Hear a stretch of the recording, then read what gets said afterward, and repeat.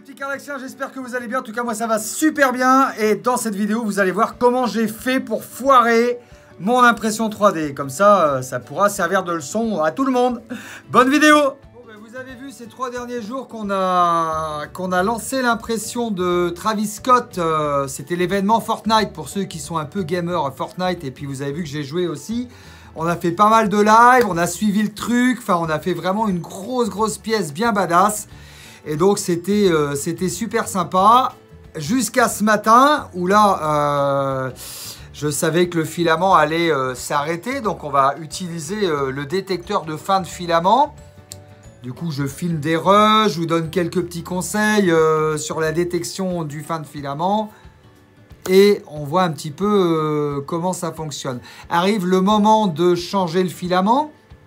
Donc je change le filament, je préchauffe bien le PLA et la buse à 220 degrés pour retirer le filament. J'enlève le PTFE, on va montrer aux gens ce que c'est le PTFE. Ceux qui ne connaissent pas, c'est ce fil-là. Voilà, j'insère le nouveau PLA dedans et tout se passe plutôt bien jusqu'au moment où... Waouh, regardez-moi ça. On voit le nez... On voit les yeux, et là ce qu'on voit devant, là il y a pas mal de supports, c'est pour que les Redlocks puissent s'imprimer. On en voit une Redlocks là, regardez, là. Oh là là, c'est énorme. Et regardez-moi ça, il y a presque plus de filament. Voilà, mais c'est pas vraiment un souci parce que j'ai un détecteur de fin de filament. Donc je vais pouvoir changer de bobine tranquillou. Oh là là, je sais pas si j'avais déjà fait un truc aussi badass quoi. C'est énorme. À la fois, si vous voulez mon avis, il est un tout petit peu trop rempli. C'est un truc de fou d'avoir rempli comme ça quoi. Ça va vraiment être une très belle pièce. Travis Scott, trop beau!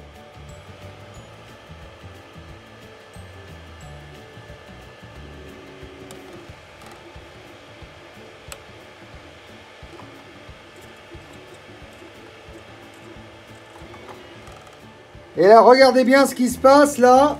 Il y a vraiment il y a presque plus de filament. On va voir comment ça se passe avec le détecteur de fin de filament qui est ici. Voilà. Donc tout simplement, hein, il s'agit d'un petit interrupteur qui va normalement se couper.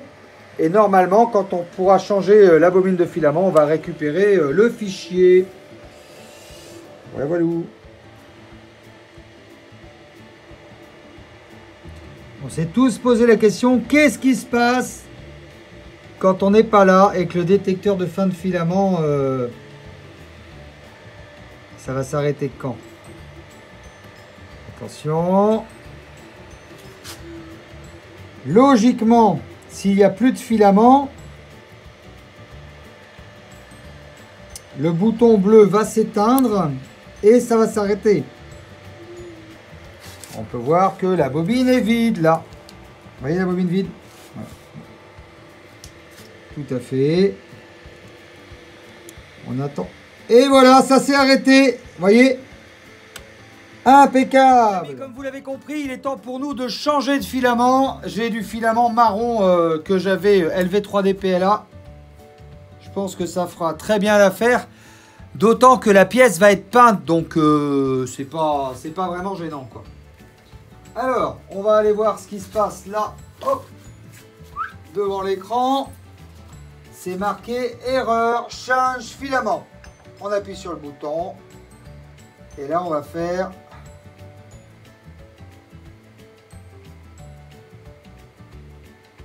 prépare, puisque bien sûr, il faut que ça soit à température. Changé, j'étais vraiment très content, hein. Vous avez compris, on est revenu dans le temps normal là. C'était bien pour vous montrer là où est mon erreur. Attention, mon erreur, c'est maintenant que je la fais, donc c'est maintenant qu'il faut tirer la conséquence et tirer la leçon de l'erreur qu'on a faite. Alors, le filament est changé, je suis très content. J'ai mis du filament marron tout simplement parce que je me dis que comme elle va être peinte, c'est pas bien gênant d'avoir deux couleurs différentes.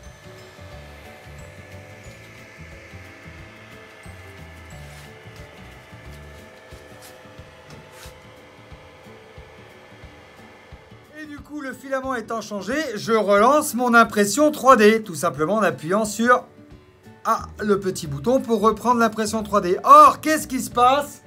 Eh bien, tout simplement, lorsque j'ai changé le filament, je me suis appuyé sur la barre de l'axe Z, bêtement, et donc du coup, j'ai totalement décalé l'axe Z. Et là, là c'est die, l'imprimante 3D, elle s'est totalement enrayée et c'est foutu en fait. J'arriverai pas du tout à reprendre mon axe Z. Donc c'est mort, donc c'est une impression 3D niquée quoi. Je suis dégoûté! Ce que j'ai plus qu'à faire, c'est à enlever l'impression loupée sur mon imprimante 3D et puis à recommencer, mais je pense que je vais faire autre chose parce que là, ça m'a bien énervé. En plus, j'ai quelque chose à vous dire, c'est que l'impression, elle a vraiment duré trop longtemps parce que je pense qu'on avait trop rempli le fichier à l'intérieur. Je vous montre, vous allez comprendre. En fait, c'était pas du tout nécessaire de remplir autant. Alors, c'est sûr que ça fait un truc bien badass, mais c'est hyper long. Ça a bouffé beaucoup de filaments et voilà quoi. C'est dommage hein, parce que ça aurait pu être sympa. Hein. Mais bon. Ah, ça m'énerve! Tu portes la frange à la quête, Moss? Oui, ça m'énerve! Ça m'énerve! Bon, ce que j'ai fait, j'ai quand même échenillé l'impression 3D. Échenillé, donc j'ai enlevé les supports. Et je vais vous montrer ce que ça donne. Et je pense qu'on peut quand même en faire quelque chose de cette impression 3D.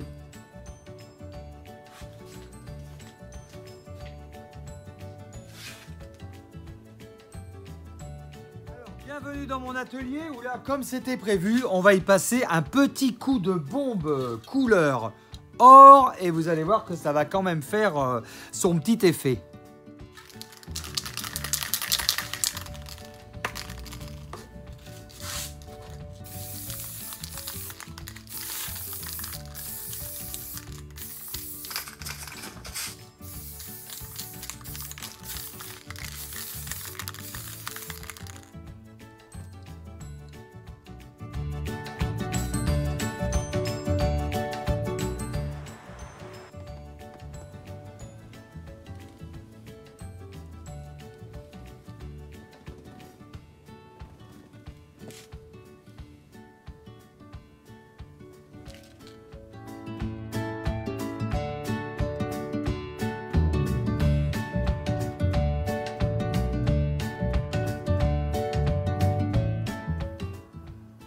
Voilà, dans la vie, c'est toujours une question de point de vue et ça fait un objet déco stylé de ouf, vous trouvez pas? Attendez, c'est énorme. C'est badass à mort. Regardez-moi ça. C'est pas mal, hein? Propre. Ben oui. Couleur or. Donc, je suis dégoûté, oui, mais pas tant parce que j'ai quand même réussi à rattraper un peu le truc. Et ça fait un très bel objet déco. Alors, je voulais vous dire aussi que les commandes sont ouvertes sur le site LV3D officiel. Bien évidemment, le lien sera dans la description. Et que le site internet LV3D officiel est sécurisé. Il est bien mis en HTTPS pour ceux qui sont des érudits de l'informatique. Enfin, en gros, vous risquez rien. Vous pouvez effectuer des paiements via le site internet. Il n'y a vraiment aucun souci. On arrive à la fin de cette vidéo. N'hésitez pas à vous abonner à la chaîne de Carlaxy et activer la petite cloche pour recevoir toutes les notifications. Au passage, on est déjà 1600 abonnés sur la chaîne de Carlaxy. Ça fait vraiment très plaisir. Et puis, vous pouvez aussi vous abonner à la chaîne secondaire que je possède également, qui s'appelle LV3D France, où là, on va vraiment parler de technicité d'impression 3D. Donc, il y a un peu moins de vidéos, mais c'est des vidéos un peu plus techniques. Voilà, je vous dis à très bientôt les petits Carlaxiens. Je vous embrasse très fort. Ciao.